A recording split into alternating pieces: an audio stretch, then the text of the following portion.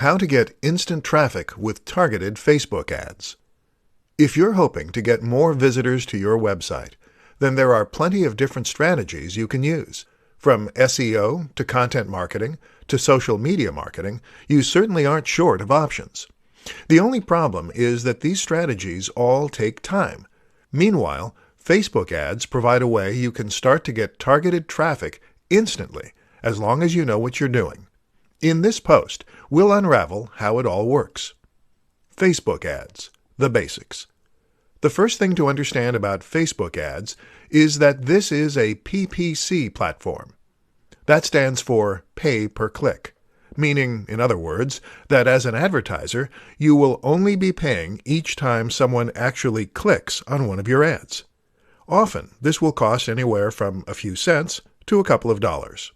As the advertiser, you can choose what you want your maximum bid or your maximum pay per click to be. This gives you the control to decide how much you want to pay for each visitor to your website. And what gives you even more control is the targeted nature of these ads.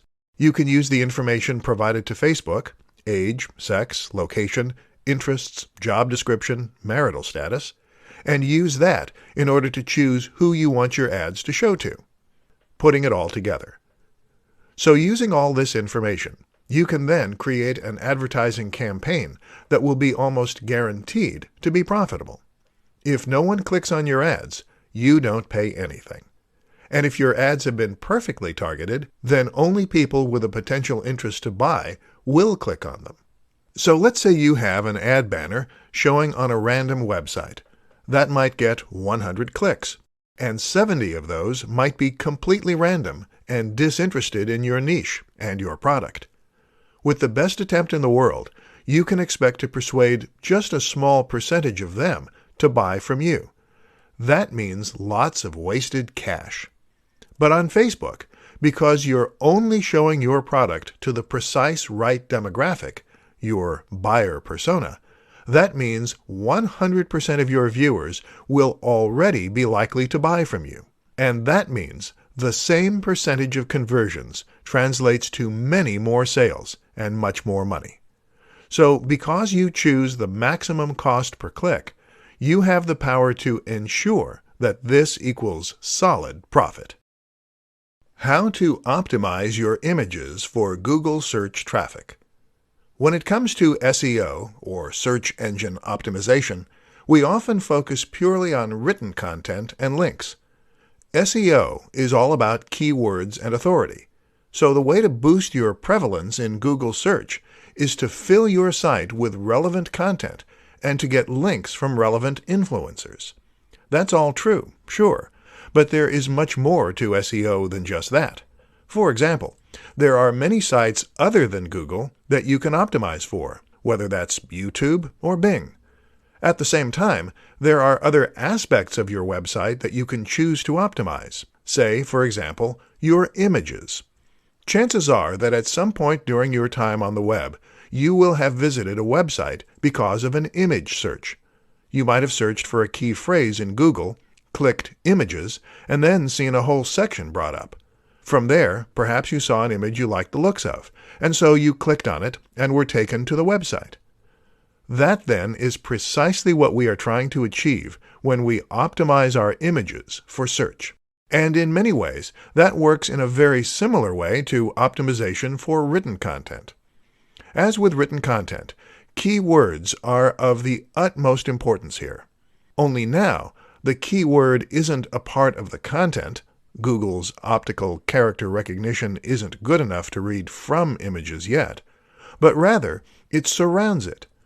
The key then is to write around the subject matter as you embed your images.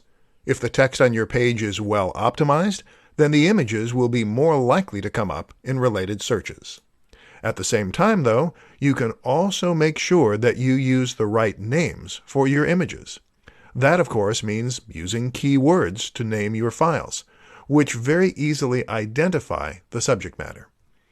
Finally, though, you also need to optimize the images themselves. That doesn't mean you need to optimize the quality of the image, although this will help with the human element, but rather it means that you need to think about whether the image is original. A lot of the time, we use stock images, but unfortunately, these don't show up in Google often because they count as duplicate content. The key, then, is to modify any reused images in order to make them unique. The most common SEO mistakes and how to avoid them. Bad SEO is a painful thing to look at. It's so well-intentioned, and no doubt the site owner or blogger was certain at the time that what they were doing was going to boost their visibility and help them grow their business. And yet, bad SEO won't only fail to grow your business, it can actually hamper your chances of growth and success to a large degree, and leave your site struggling to get noticed or even be penalized. In this post, we'll take a look at some of the most painful SEO mistakes and how you can avoid making them. Keyword stuffing. By far, this is the worst SEO mistake you will run into. We all know that SEO involves the use of keywords. Subtle repetition of certain phrases that you want to rank for is the best way to tell Google what your site is about and to show up in the right search results. The operative word there is subtle. Keyword stuffing means using keywords in such an aggressive manner that the content becomes unreadable. Ironically, this not only upsets the visitors, but it also actually hurts your ranking. It can even get you penalized. Always write for the reader first. Covering the site in ads. If your site is covered in ads, then this will hurt your SEO. Firstly, Google doesn't like to see more than 2 ads above the fold, and fewer is preferable. Furthermore, if your page is saturated with ads, then this will cause people to leave your site as soon as they land there. And a bad bounce rate, the proportion of people who spend less than a few seconds on your page, is one of the surest ways to show Google that people aren't engaging with your content. Not being natural. Using synonyms is more important than using the same keywords over and over again. That's even more important for your link building, where you should also aim to include words like "click here" in your anchor text. This looks more natural and organic, as does occasionally including your link in a less than perfect location.